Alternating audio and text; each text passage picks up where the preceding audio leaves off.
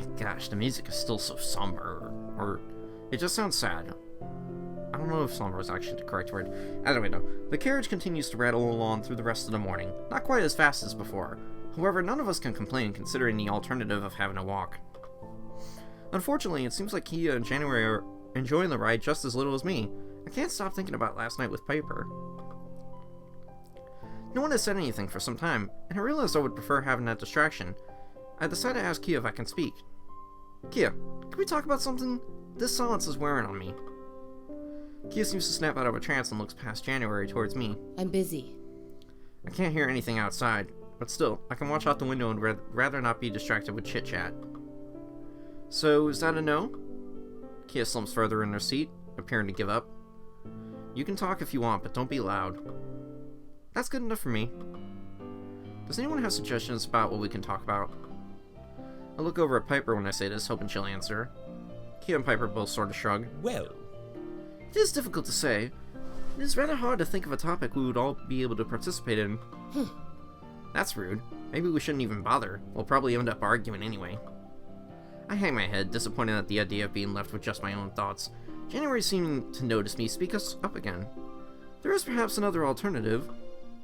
Since discussion topics seem unwanted, perhaps one of us can tell a story while the other listen. Oh. Nice, music started picking up. Kia seems surprised by the suggestion and pauses to consider it. That might work. Why doesn't someone do that? I would not object to that. Who wants to tell a story? For a moment, no one replies. Amazingly, Kia is first to speak up. Why doesn't Piper do it? I bet you have some worthwhile stories from all the traveling you do. I suppose, but it's not like there will only be enough time for me. This is going to be a long trip. I'm sure there will be time for all of us to share something. I would be willing to contribute a story if you all will as well. I can also tell something. We all glance at Kia, even Piper from over her shoulder. With a sigh, Kia nods. I'll tell one. What do you think? If that's how it is, I'll start things off. Then January can go next, followed by Kia, and Zachmore last. Sounds good enough? No one voices any complaints to the order. Piper then goes quiet, appearing to think of something to say. After a minute or so, she gives a nod to herself. Alright, I'll tell you all about a find I made last year. It happened while I was exploring some old ruins. Locals had told me there were still valuables located somewhere in there, so I decided to check it out. I don't normally follow pure rumors, but this one seemed reliable. The place I found was all tumbled stone, thick with moss and plants.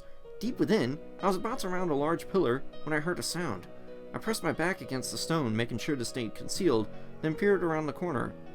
In the middle of a clearing, I saw 3 men standing over a hole they dug, and one of them was holding a solid gold scepter studded with rubies. It flashed in the sunlight that filtered through the heavy tree cover, and I could tell it was a genuine article. One look at the diggers told me they were bounty hunters, rough types who do whatever they can to get little coin. I'm sure they thought they had hit their lucky break with this treasure, but as long as you're out in the ruins, there's no such thing as finders keepers. I surveyed my surroundings, and saw there were some trees nearby which overhung the clearing where they had been standing. I crept silently through the undergrowth, then climbed up one of the trees. Once in position, I quickly drew out some of my rope and fastened it to a branch. It didn't look like there was anything else in the hole, so my goal was to snatch that scepter and make my escape. Looking down into the clearing, I gauged my distance, got a firm grip on the rope, and swung down. So then... Before the hunters knew what was happening, I snatched the gold scepter right out of his hand, and the momentum of my swing carried me up toward the branch of another nearby tree. I was feeling pretty good about how it went, until I realized my swing was going to be too short. I reached the apex, fully 2 feet short of the nearest branch. I had to think of something fast as my rope went slack, making me swing right back towards the bounty hunters. I twisted myself midair to face them, and saw their eager eyes waiting. One of them even had a machete drawn, likely used to getting through the thick undergrowth around the ruins. I could tell he had a different use in mind for it then. As I swung down, I tilted myself in towards one of the furthest hunters, and extended my legs just as I came near him. He never expected it, and I struck him square in the chest, knocking him flat. I leapt from the rope, landing smoothly, and made a mad dash out of the ruins. I could hear the 2 other hunters pounding after me right away. I knew I could probably outrun them, but I decided to play it safe. I ran until I found a good place to ambush them, then ducked into hiding. Just as they came around, I tripped the one who was unarmed, then rushed the one with the machete. He brandished a blade with fury, but I still held the scepter. We clashed, and I drove his lighter weapon away, spinning around to kick him right in the head. He fell like a log, and I finished my escape. Regardless. By the time they recovered, I was long gone. Long gone, not long gone. I never saw them again, and fetched a good price for the scepter. Sometimes I wish I had kept it, but it was just as well. After all, what was I going to do with a solid gold scepter, besides fight off bounty hunters, of course? My, what a thrilling story! That was quite daring. You know. It was exciting, sure, but I don't know if you should have taken the scepter those other people found. Yes, that was nice. Thank you for sharing. Well, don't make too much ado about it. I may have added some embellishments. Really? Possibly. It sounds like something that could have happened, doesn't it? Alright, January's turn. January actually smiles eagerly, and adopts an almost ominous look. I have the perfect story to tell. We'll see about that. It took place nearly a decade ago. I was living on the surface of my family's home, of course. You see, it is a very old building, and I was very curious to learn more of its history. I began by asking the employees, but none of them seemed to have anything meaningful to offer. This was odd, as many had worked on the property for longer than I had been alive. Determined to learn more, I decided to sneak into my mother's office to see if she held any books on the subject. A quick perusal of the titles yielded little, and I began to feel my hopes dwindling. Then, as I checked again, a bookshelf I had already passed. Something caught my attention. This shelf had fewer volumes upon it, and behind them I could see a latch. I pushed the books aside and pulled this latch, revealing a hidden compartment with a small box inside. Carefully, I removed the box, disturbing a thick layer of dust. I noticed it had been carefully closed with a wax seal. My curiosity rising, I hastily cut through the seal with my fingernail. Even as I did so, I thought I felt a change in the air, as if the room itself was aware of my intrusion. Slowly, I pulled open the box, and beheld a tattered volume held inside. I had scarcely touched the book when I heard the sound of footsteps approaching. I instantly snapped the box closed with a feeling of utter panic at the idea of being caught where I was not meant to be, with a box I was not meant to have. I placed the box back in its hiding place as carefully as possible in my terror, doing my best to replace the books as they had been, then rushed from the room. This was only the beginning of my ordeal. That night, I could not sleep easily, and more than once was awakened by strange sounds, followed by guards moving around my house. In the morning, I had asked what had caused the disturbances, and it was answered that nothing was wrong, and all was well. I felt troubled, yet could give it little heed. My mind remained fixed on that book. I managed to get to my mother's office once more that day, only to be surprised to see her there. She was not meant to be there all the time. At the time.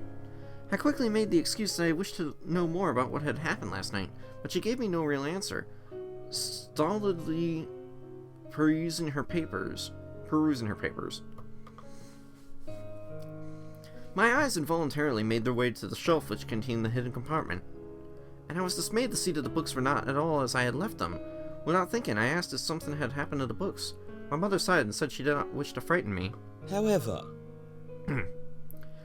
she informed me that during the night, that particular shelf had been disturbed, and the books had been thrown down pell-mell.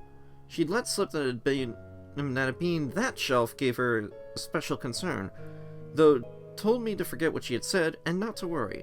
I nodded mechanically, my mind wondering what I had done by disturbing that box. That night, I once again found sleep impossible. Guards continued to move about. I was determined to solve this mystery myself. I snuck out once more into my mother's office, now deserted, and with the gentle moonlight its only illumination. I went to the bookshelf, opened the secret compartment, and withdrew the box. No sooner had I done so, I felt some presence behind me. I slowly turned, when before me was the most dreadful vision of horror imaginable. The apparition lashed out, and I found my head neatly severed from my shoulders. What? What? That didn't happen, obviously. January starts to laugh, and Piper and I join in. Kia looks less amused. Did you make the whole story up? only the ending. In truth, I did see a horrible vision. My own mother prepared to scold me. You may have guessed, but the real cause of the disturbance had been my nascent abnormality. Apparently, I had unconsciously moved a few things, which guards noticed and had to move back into place. It It wasn't until late into the first night, when a guard happened to catch a glowing vase floating through the air, that they determined what was occurring. My mother told me this involuntary movement was likely because my mind had been excited by the mystery of the hidden box. Either way, I was sorely chastened for snooping, I assure you. So what was actually in the box? I never learned for certain. My mother told me it was old finance records. Impressive. I must say, you're quite the storyteller, January. It was better than I would have anticipated. Alright, just moving around my leg. I've been keeping them, up, so trying to let them lay down. You relax. have my thanks. I had taken the trouble of committing the recitation to memory, finding it amusing to be able to tell a ghost story in which nearly all the elements were true, only the fact of my powers' secrecy keeps it mysterious. I also thought the idea of using it as a way to reveal my abnormality to someone appealing, if ever I find an opportunity to do so. Oh. Interesting. Looks like you're up here. Okay, well, let's get a drink real quick.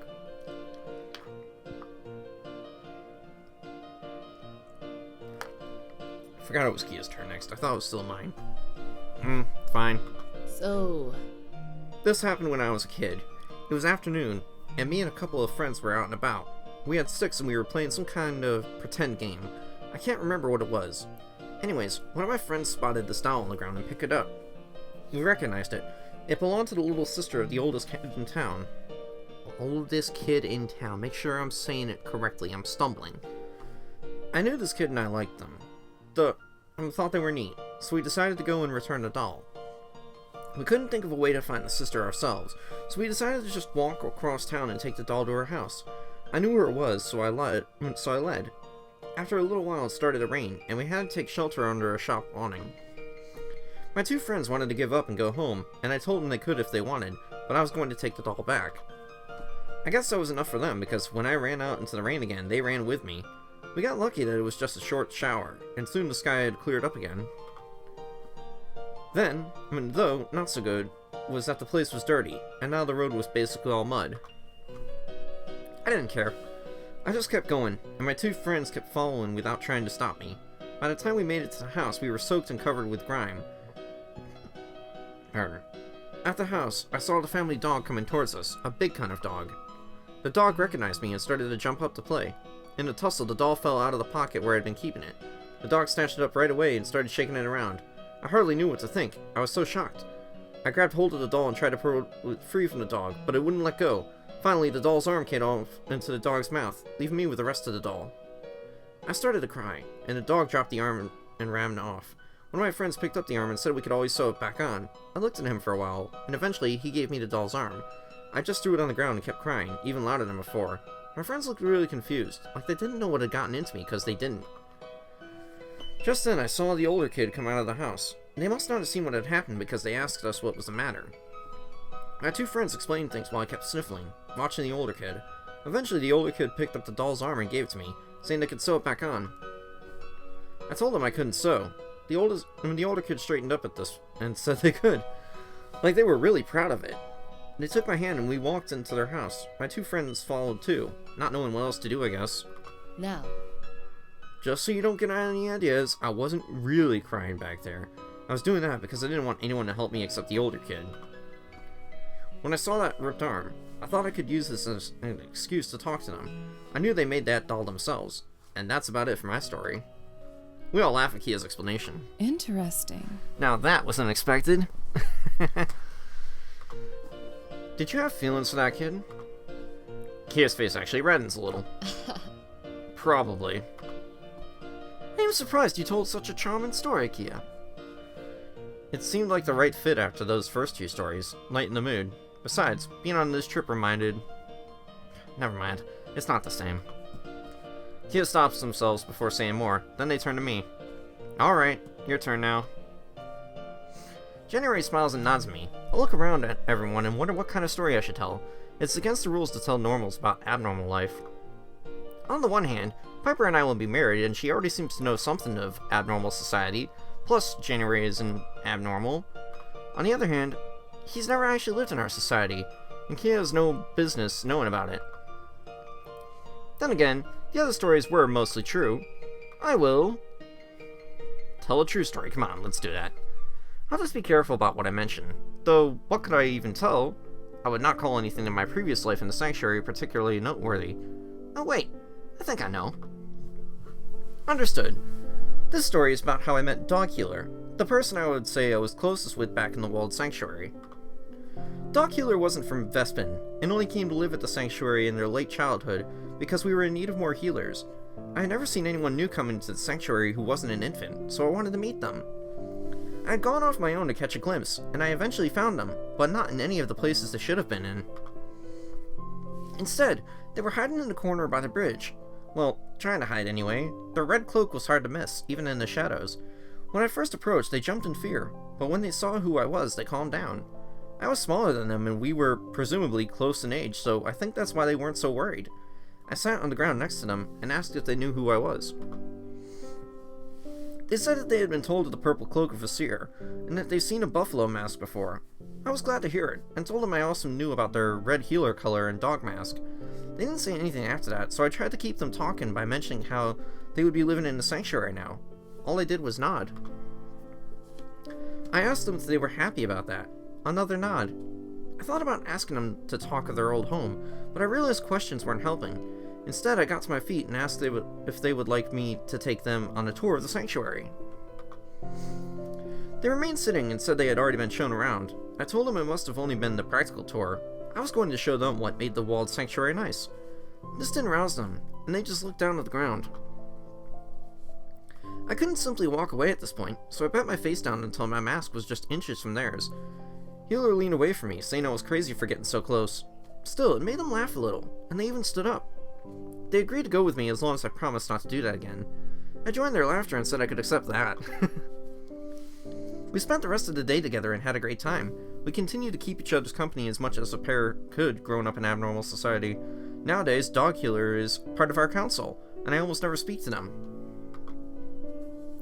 Truthfully, I regret not having a proper goodbye. It all happened so fast, and I was so surprised that I didn't even think about. Anyway, that's my story. That was a lovely story, Zachmore. Huh. I'm sorry you didn't get to say goodbye. I'm sure they understand. I hope so. Who's going to tell a second story? January laughs nervously, Kia sighs, and Piper just shrugs. No second story for you.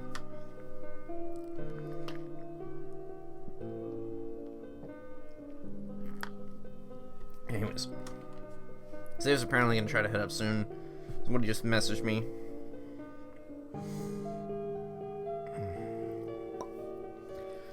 So I might have to end this soon, but I mean, like, that'll be enough for 2 parts, and then I can just try to record more. Maybe tomorrow, but like tomorrow I mainly wanted to focus on editing another video that I've been working on, that I need to continue working on and finish. After rolling along quietly, and went quite nicely for the rest of the afternoon, Lewis finally begins to flag. By then, the sun had already started to disappear behind the trees.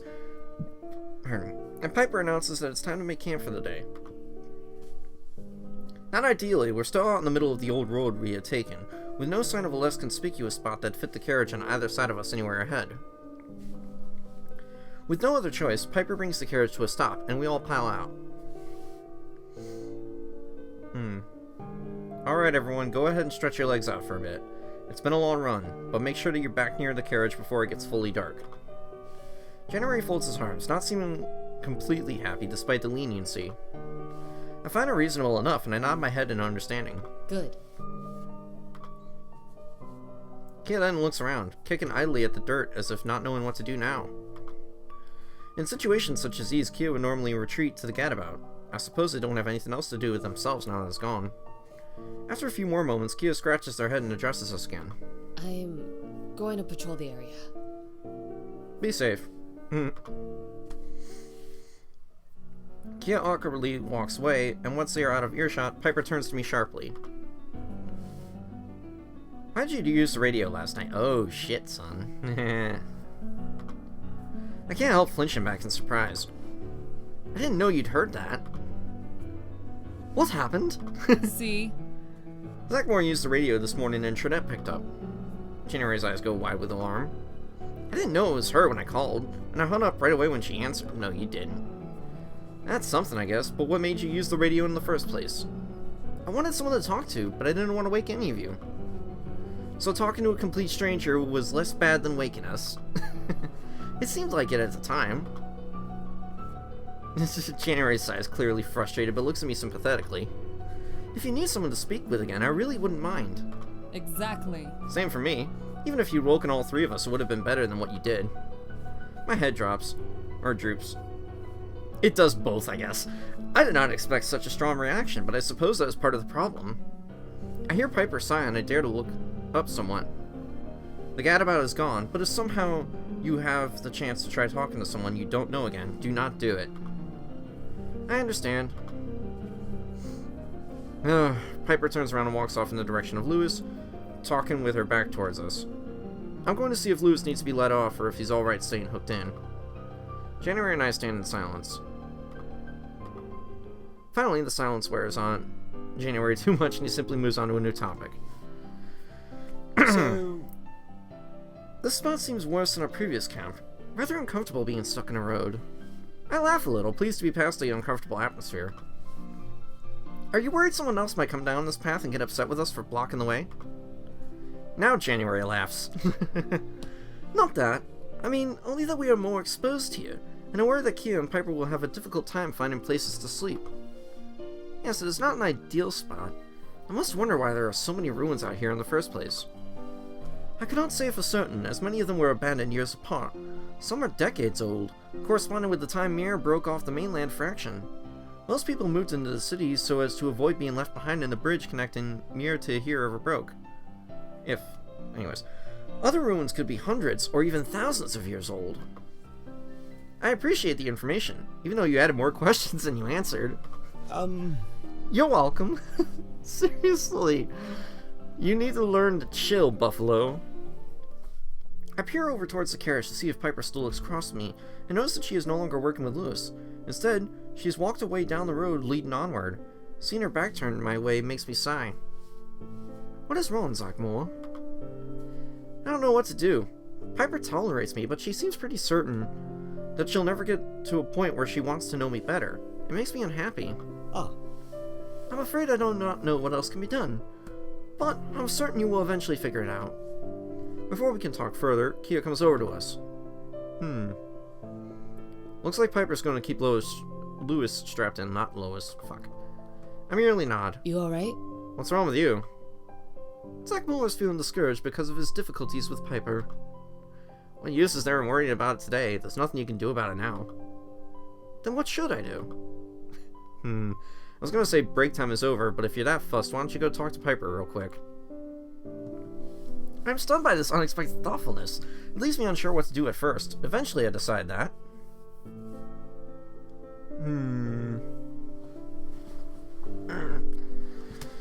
They're giving me these choices, and it makes me wonder what would happen.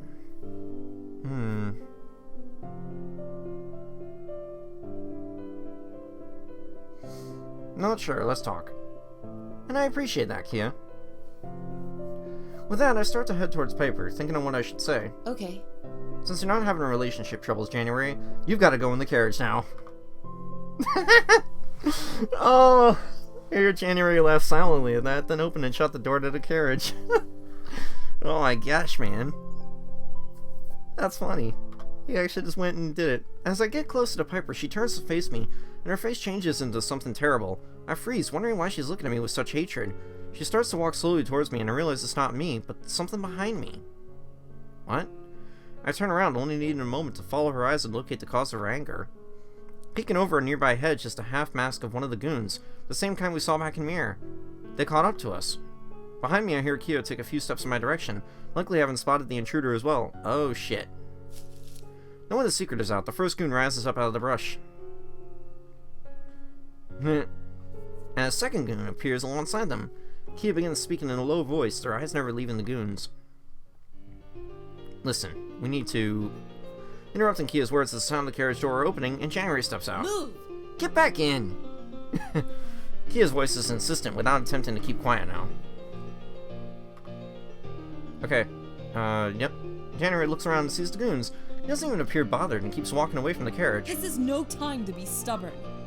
Yeah, take care of yourself before it's too late. I agree, in this situation, it's best that you concern yourself with staying safe. These people came a long way specifically to obtain you. They won't be as easily pushed over as the last group we encountered. January continues to look agitated, but his stance has become far less confident. It seems we are starting to convince him. Kia interjects with a harsh whisper. We only want to keep you out of a fight. Is that too much to ask? Not at all, because there won't be a fight. Uh-oh. Even though we've only stopped and spoken thrice, her voice immediately recognizable. I turn my head down the path, and there she is, Trinette. Cooperate. Be a dear and come this way, Duke. The rest of you can just stand there quietly, if you please. You all want to avoid violence, right? January looks at each of us, somewhat unsure of how to react, but continues to stand his ground. Listen, January, the three of us aren't going anywhere now. You've got two options. Go with her, or run away into the ruins on your own. January's eyes widen at the certainty in Piper's voice. I wouldn't hedge my bets on the second option if I were you.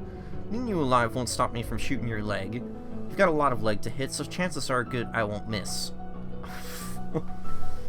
Oh, bitch. Why do you need to sound so certain there? Piper looks at January, face a grim mask, and nods. Alright, slowly, jerkily, January begins to walk towards Trinette. After January is separated from us, the goons rush forward, and each of them latches onto one of January's arms. January turns back to each of us, giving us an apologetic look. Piper and Kia are glaring at Trinette, clearly feeling how powerless they are. I try to control my own feelings, knowing that January has to get it out of it somehow. Thank you. Trinette then points her gun in our direction, and the glow in her eyes seems to intensify. Likewise, my breathing becomes more extreme. My eyes dart back and forth between Trinette and where she seems to be directing her weapon. It finally clicks. She's aiming at Kia, who is closest to the carriage. Barely aware of my own actions, I move to get them out of the way. And she pulls the trigger. Of course it is. I hear the bullet crack through the air. Pain explodes through somewhere on my side. I can't think straight enough to put together what part. The world devolves into a chaos of shouts. Lewis is whining in panic, I must say. Voices are yelling at each other, and... Ah, crap, I clicked way too quickly. And I didn't hear... And through the din, I hear Kia call my name. Okay, that's what was said. Oh, that's going backwards still. You've also, like, completely cracked open the door. How dare you? I'm just saying. I know you sent me a message. I'm just saying. How dare you? Kid, no. Come on. I'm gonna try to finish up here, so just bear with me, Save. Alright. I just need to find a... Shut your mouth and go to bed yourself. Yeah, you have work in the morning, right? Yeah. Down there, it's like you're in the fucking room. Yeah. Yeah. Yeah. So maybe, I tried volume downing you, little bitch. I forget if we can close that vent there either. I forget that vent, literally, you can just hear voices from upstairs when you're downstairs, and you can hear voices from downstairs when you're upstairs. Can you close that vent? I forget. Okay, anyways. Right. Zave, I literally just got shot in the game. Like, I took a bullet for the guy, or actually, we don't know their gender. They're meant to be androgynous or gender neutral. We're not supposed to know. I took a bullet for them because they were gonna get shot since they're the cop. No, I just took a bullet to the side and I sincerely hope that it's not gonna be anything too serious. Then again, no, I know that the character literally knows their own future that I'm playing as. Technically, I could be referring to them by he pronouns, because you can literally set what pronouns your character goes for. Either way, though, I can piece together enough to know I've fallen to the ground. I close my eyes, lost in the sounds that continue to crash around me.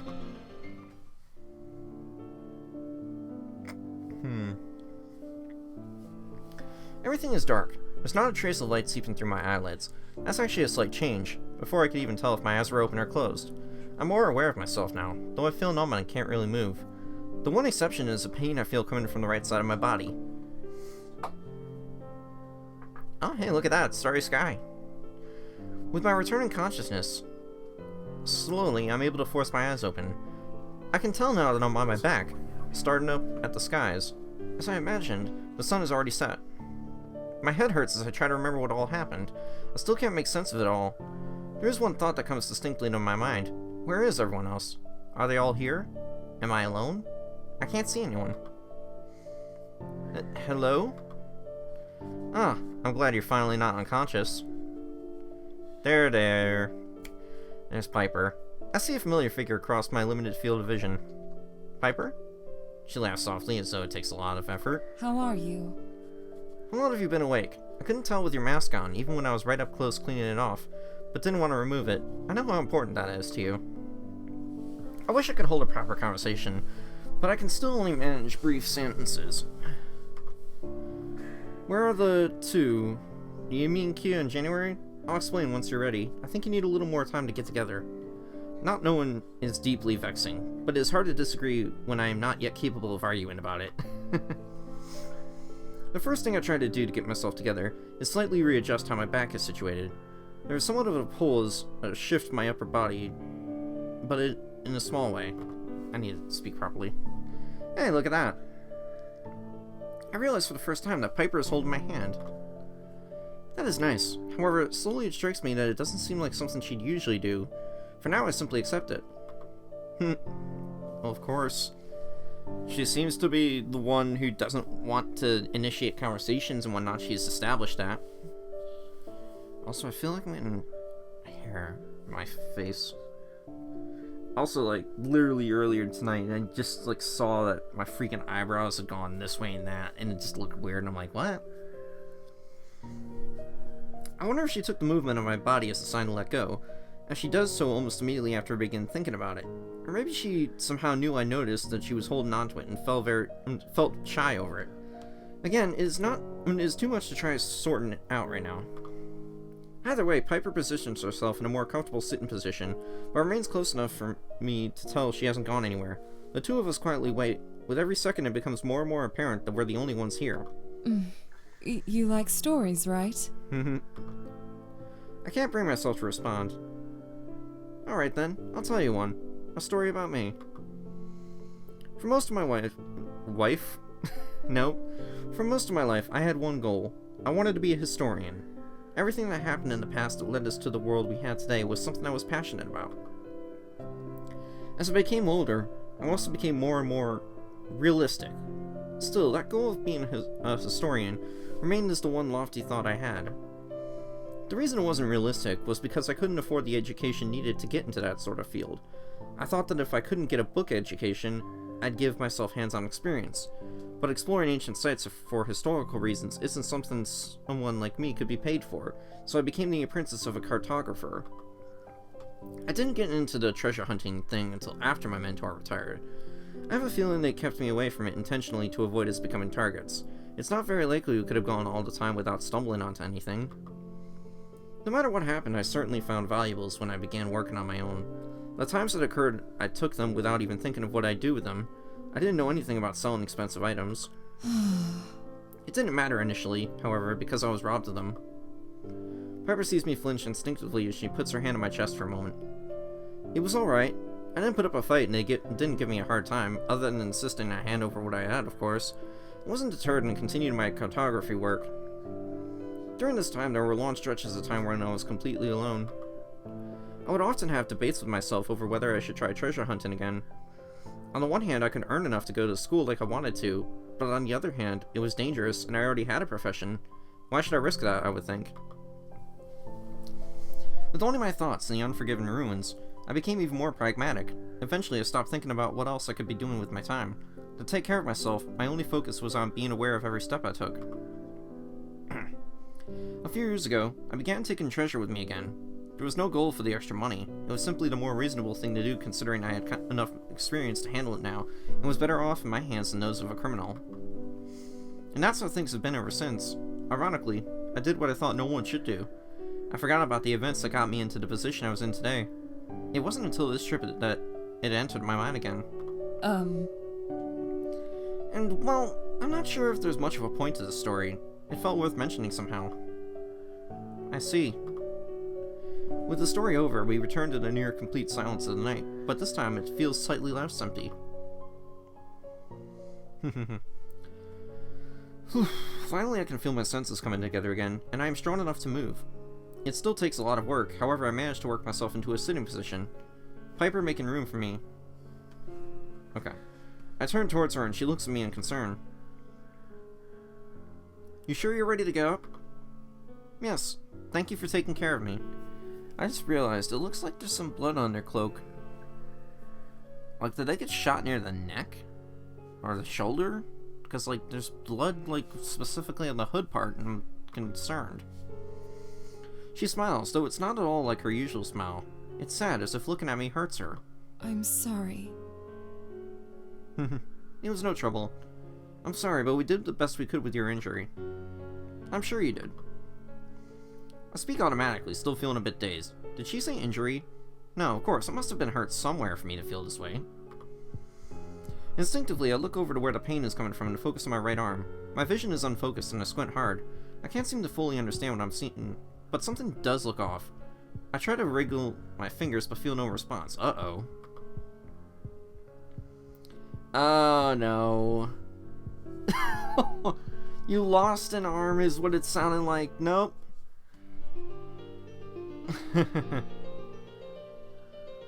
Or, actually, you're just missing your hand, I guess. How are you missing your hand? Here's screaming and only dimly realize it's me. Yeah. Exactly. Alright, I gotta actually say the lines. No, actually no. I'm not gonna bother saying the lines. That would require me to actually be loud, and it's not the time.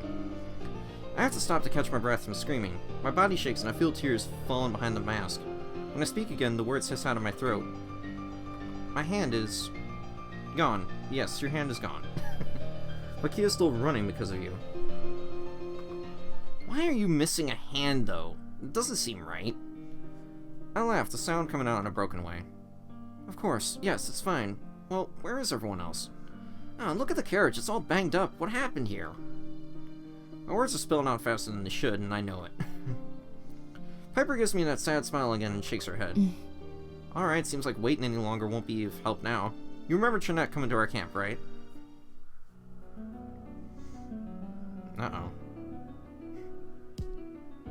Well, after she shot, you dropped to the ground, Kia bent over to check on you while I ran over to the both of you. January seemed to forget what position he was in and instantly moved forward. Unfortunately, that just made Trinette's goons rough him up a bit. All the commotion got Louis riled up and he started thrashing about. Chances are Trinette would have spent at least a couple more bullets on us, but things happened to work in our favor. Louis broke free of the harness and violently kicked the carriage away from him. Only Trinette was in the area behind the carriage, and she had to throw herself to make it out of the way in time. Louis didn't calm down with just that, however. He was stamping around the campsite and kicking into the air, clearly in a panic. Trinette realized what I could see as well. He was too dangerous. Not even her gun could put down a horse that size unless she got it right in the head, which wasn't likely with how wild he was. See? During this time, January was still fighting to get away, so one of the goons struck him hard in the head, and that stopped him. Trinette took her eyes off Louis for a moment to see her goon struggling to effectively carry someone as lanky as January. She must have decided she couldn't properly handle the situation anymore. Not surprising considering a horse and an unconscious man can't be reasoned with or threatened. She insisted on an immediate retreat and ran down a smaller path that headed back towards the city. Her goons didn't hesitate to follow, though they had to stumble along while trying to avoid January's legs dragging them down. Louis ultimately continued to panic and ran off into the ruins somewhere. Finally, with all the chaos gone, Kaya and I had time to assess how badly you were injured. We rolled down your sleeve and it wasn't good, as you can probably imagine. Almost your entire wrist had been shot off, and your right hand was literally hanging by a few strings of muscle and skin. We were both silent for a moment, but when Kia spoke up, the conversation went like this. Piper, go through what's left of the carriage. Find the first aid kit and bring me the wound sealer. If it's busted, bring back as many bandages and cloths as you can find. I understand. I'm sorry.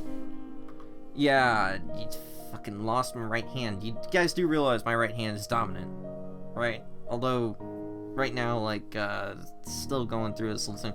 Like, do you guys see this? This is just, ugh. Why? Why has this happened? I got the wound sealer, it's intact. Thank you. Thanks, give it here. Sure. When I looked over at you, your hand was already gone. I imagine Kia must have cut the strands holding on with their knife. Either way, they didn't wait for me to mention it and started to apply the wound sealer. I took all the sealer we had, but it was enough to completely cover the injury. There. It's going to be alright for now. That's such a relief. I wonder if they've got, mechanical replacements in this world. That'd be cool. Let me wrap it up. My hands aren't as much of a mess as yours are. Yeah, that would be good. After I covered your arm, I tied the excess cloth into a knot so it wouldn't get in the way as much. We could have cut it, but I thought you might want to keep your cloak intact. With nowhere else to put you, we laid you down as comfortably as we could on the ground. How in the world did blood get on the freaking side of the cloak, though, if it was just the hand that got shot? Kia? Understand? Find Lewis, gather what supplies are left, and take Zachmore back to the city once they wake up. Bring him to the hospital and then let the police know what happened. So you intend to go after them? Yes. Usually I wouldn't even consider leaving part of the group to manage on their own, but I'm sure you can handle it. And you don't need to suggest that you go after them instead. I don't know how to ride a horse. Stay safe. Goodbye, Kia. You too. Yeah. They left without another word, and it was just the two of us. Luckily, Lewis hadn't wandered far, and I was able to lure him back to the camp while still keeping an eye on you. I've been waiting for you to get up since then. I nod numbly. I see. Piper looks at me in obvious discomfort, and it's several moments before she speaks again. That wound healer is potent, but not infallible. Is that what matters right now? Of course that matters. Why do you need to ask? Because I want to know what you're thinking of doing. Well, it would make sense if we headed back to the city and got you to a doctor. Maybe for me, but not for the other half of the people out here. We can't leave January with those hunters, and Kia could get into trouble on their own. You're not wrong. I can't disagree, but I want to leave the decision up to you. It'd be pretty hard to justify forcing someone in your position to keep going against their will. Oh, I understand now. It's fine. I can manage. We have to find them. Piper smiles warmly. Alright then, if you're sure. Yes, I'm sure. I appreciate the concern. Definitely. Definitely appreciate Don't worry the concern. about it. Right. She turns to where Lewis is tied not far from us. I'll get Lewis ready. We'll need a ride if we're going to catch up. You should drink one of our water bottles while I'm doing that. The blood you lost is going to leave you dehydrated. I make a small noise to acknowledge her. I intend to search the carriage for one, but notice a water bottle within arm's reach. She must have put this aside for me. Feeling somewhat emotional again, I pick up the bottle. I move to open it with my right hand. Only I can't.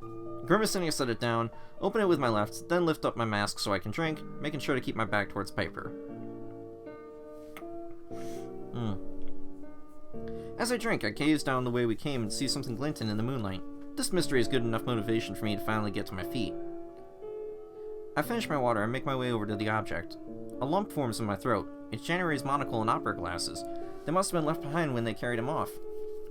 The monocle is totally shattered, but the opera glasses seem to be alright. I pick them up and stare at them until I hear Piper coming this way with Lewis. Then I tuck them away in the pocket of my cloak. Piper walks up beside me. I nod at her. Let's go. Piper nods as well, then climbs up onto Lewis's back with some difficulty because of her dress. Once she's situated, she reaches down and helps me up. I settle in behind her and wrap my arms tightly around her waist. You okay there? I'll be fine. I'm sure of it.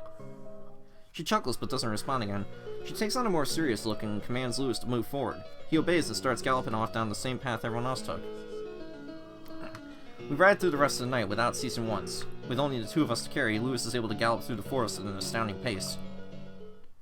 Alright, that is definitely going to be the checkpoint there because it just switched to another setting and it's 11:37, so I gotta stop and... I'm gonna hit this down before I turn off my laptop, that's a fact.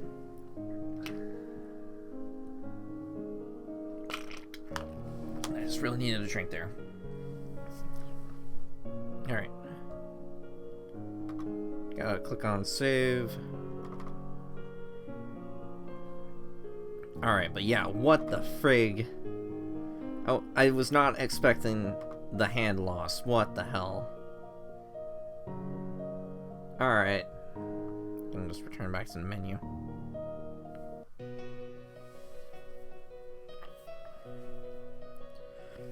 Alright. But yeah, looks like our friend January is also in trouble again, so we need to go rescue him, hopefully. Even though it was probably our fault that they got caught. I bet you it was our fault that January got caught, because we kept calling up Trinette. That one time, she could have definitely tracked us somehow.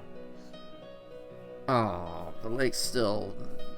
They shot off my hand. Why? Oh gosh, I sincerely hope that they can find a way to replace that hand. That'd be cool. Otherwise though, I'm still enjoying the game so far. So we'll have fun. I mean, I can't do it on Friday. If I absolutely have to, I'll record some more tomorrow. But, I mean, obviously I want to make sure that there's a video on Saturday. Because I'm trying to do it so that way this Foretold Affair playthrough is just going up every day, while it's also going up with the videos that I've already worked on and streams.